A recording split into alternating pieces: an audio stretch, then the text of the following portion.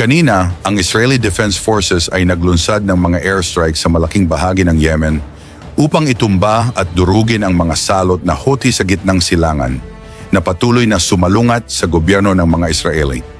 Ang mga pambobomba na ito ng puwersang Israelita ay isang tugon mula sa pagpalipad ng mga militante ng missile at drone mula sa Yemen patungo sa balwarte ni Netanyahu nitong mga nakalipas na araw na ang pinalipad na drone ng grupo ay agad na intercept ng militar at hindi gumawa ng anumang pinsala sa Israel. Subalit nagbigay ito ng matinding galit sa gobyerno ng mga Israelita. Kung saan kanina lang inaprubahan ni Minister of Defense Israel Katz at punong ministro Benjamin Netanyahu ang isang plano na isinagawa ng Israeli Defense Forces tungkol sa pagbomba sa mga kuta ng Houthis sa Yemen. Na matapos pirmahan ni Prime Minister Netanyahu at Israel Katz ang mga plano na ito ng militar, ay agad na lumipad ang Air Force ng Israel patungo sa Yemen upang pasabugin at ipatikim sa mga militante ang matinding galit ng mga Israelita, na sa mga oras na ito ay walang pag-alinlangang hinagisan ng militar ng air-to-ground missile ang kampo ng mga terorista, na sa sobrang lakas ng mga bombang inihagis ng Air Force,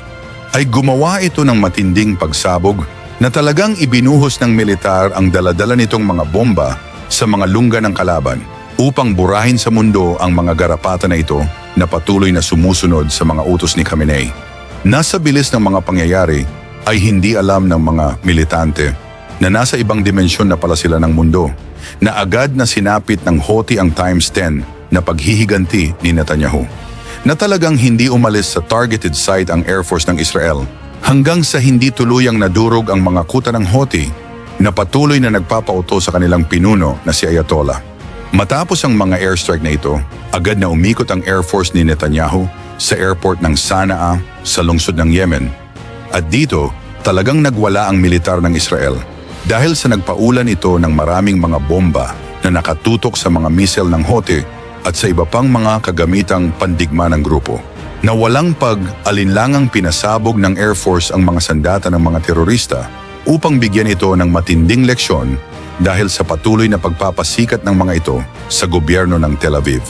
Na wala man lang silang nagawa sa mga pag-atake na ito ng IDF, kundi ang panoorin na lang ang mga airstrike ng Israel sa kanilang bansa, na ang mga pambobomba na ito ng Israeli Defense Forces ay nagbigay ng matinding takot at pagkataranta sa maraming Yemenis, na sa sobrang lakas ng impact ng mga bombang ibinagsak ng Air Force sa lungsod ng Sana'a, ay nawasak ang mga infrastruktura ng terorista, na ang mga kagamitang pandigma ng grupong Houthi sa lugar na ito ay tuluyang natupok at sumabog, na hindi man lang nila nasagip ang kanilang mga pandigmang armas na galing pa sa Iran, na winasak lang ng IDF sa loob ng ilang minuto. Ang mga pambobomba na ito ng puwersang Israeli sa syudad ng Sana'a ay sumasalamin sa matinding puot at galit dahil sa talagang sinira ng Air Force ang mga hideout ng Houthi sa lungsod na ito, na siguradong inis na ngayon ang Supreme Leader ng Iran dahil sa mga nakakagulat na mga pambobomba ni Netanyahu sa mga teroristang Houthi sa Yemen. Matapos ang mga airstrike ng IDF sa lungsod ng Sana'a, dumiretso pa ang puwersang Israelita sa isa pang lungsod ng Yemen sa Al-Hudaydah upang ibasura ang mga pandigmang armas at iba pang mga bodega ni Khamenei sa lugar na ito, na matapos marating ng Air Force ang lungsod ng Al-Hudaydah, ay agad na binomba nito ang mga kagamitang pandigma ng grupong Houthis, na ibinuhos ng Air Force ang mga missile nito sa mga kuta at ammunition depot ng kalaban upang wasakin ang mga pandigmang armas ng grupo at bigyan ito ng matinding mensahe na ang mga pambobomba ng mga teroristang Houthis sa lungsod ng Israel nitong mga nakaraang araw ay nagbigay lang sa gobyerno ng mga Israelita ng isang mabigat na dahilan upang ibasura ang mga teroristang ito na walang ibang ginawa sa gitnang silangan, kundi ang maghasik ng lagim. Na ito na ang ganti ng mga Israeli sa patuloy na paghamon ng mga grupong ito sa gobyerno ni Netanyahu, na talagang ipinaramdam ng IDF sa mga militanteng Houthi ang mga bombang iniregalo ng Israel. Subalit hindi pa nakontento ang mga Air Force ni Netanyahu na nagsasagawa ng mga pambobomba sa Al-Hudaydah at Sana'a, dahil agad na inikutan ng militar ang iba pang port ng Yemen na nakaligtaan ng Israel nitong mga nakaraang linggo. na ang mga strukturang wawasakin ng Air Force support ng Yemen ay may mga nakaimbak na mga armas at iba pang mga kagamitang pandigma ni Ayatollah, kung saan sa mga oras na ito ay hindi nagdalawang isip ang militar sa pagpuntirya sa mga missile ng kalaban, na agad na binomba ng puwersang Israelita ng air-to-ground missile ang port na ito upang pasabugin ang mga armas at bodega ni Khamenei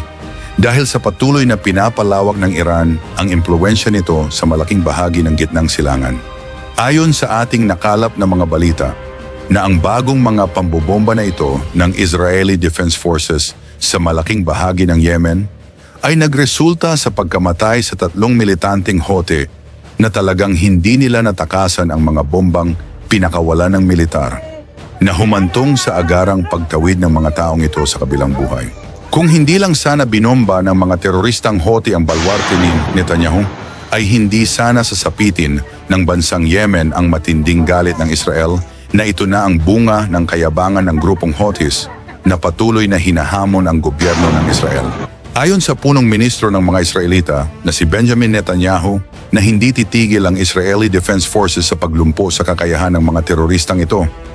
na gagawin ang lahat ng makakaya ng gobyerno upang burahin sa mundo ang mga salot na Houthi sa Yemen na patuloy na nagsasagawa ng mga pambobomba. Binigyang diin din niya na kapag ipinagpatuloy ng mga teroristang ito ang pagsalungat sa Israel, ay siguradong magiging Gaza ang Yemen